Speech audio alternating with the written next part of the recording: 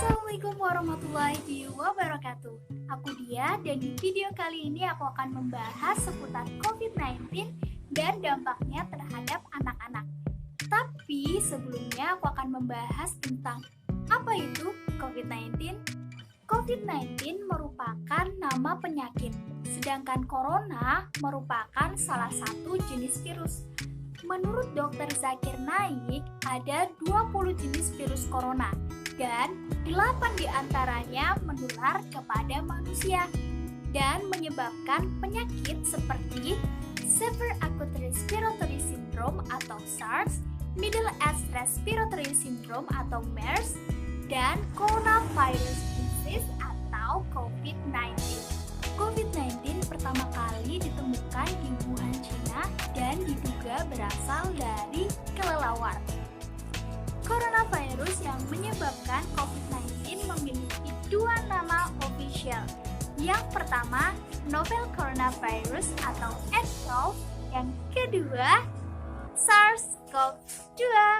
Ada 216 negara terdampak, lebih dari 4 juta kasus, dan lebih dari 300.000 orang meninggal akibat COVID-19 ini.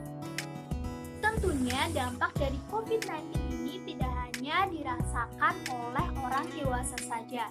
Berdasarkan post position yang dikeluarkan oleh UNICEF pada tanggal 11 Mei 2020, ada sekitar 80 juta anak atau sekitar 30% dari populasi berpotensi mengalami dampak yang serius akibat COVID-19. COVID-19 melumpuhkan beberapa sektor pekerjaan, terutama sektor industri jasa dan industri ekonomi informal.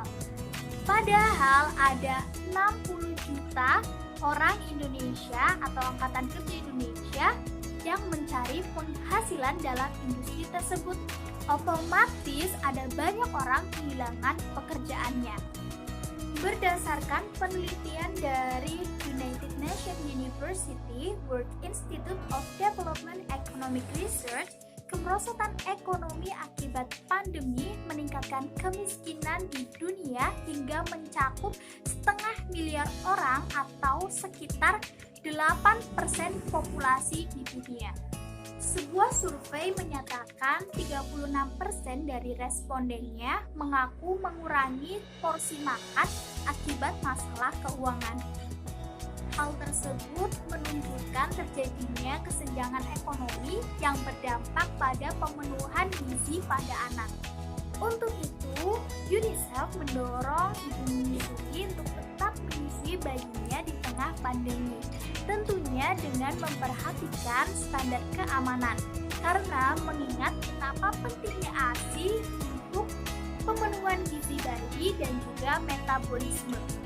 Kita harus lebih aware terhadap pengasuhan dan keamanan anak-anak, mengingat beberapa negara melaporkan adanya peningkatan kekerasan dalam rumah tangga dan pada anak di tengah pandemi ini. Dalam hal edukasi, lebih dari 120 negara termasuk Indonesia memberlakukan kebijakan penutupan sekolah. Di Indonesia, lebih dari 60 juta siswa melakukan study at home. Kebijakan ini sangat berdampak baik pada kondisi fisik maupun psikis anak-anak. UNICEF bekerja sama dengan IASC, Interagency Standing Committee, melibatkan 1.700 guru, anak-anak, orang tua, dan pengasuh di seluruh dunia membuat sebuah buku yang diberi judul My Hero Is You. Buku ini merupakan buku dongeng anak yang mengedukasi tentang COVID-19 dan penanganannya. Buku ini terdiri atas 22 halaman dan di setiap halamannya dilengkapi dengan animasi yang lucu dan menarik. Buku ini penting dibaca karena bisa mengedukasi tentang COVID-19, yang kedua bisa meningkatkan literasi, dan yang ketiga bisa menjaga mental health anak. Dr. Seto Mulyadi atau lebih sering kita sapa Kak Seto mengajak kita semua untuk melakukan gerakan gembira. Gerak, emosi cerdas, makan dan minum, beribadah dan berdoa, istirahat, rukun dan ramah, aktif berkarya. Oke, kayaknya itu aja sih video aku kali ini. Semoga bermanfaat. Wassalamualaikum warahmatullahi wabarakatuh.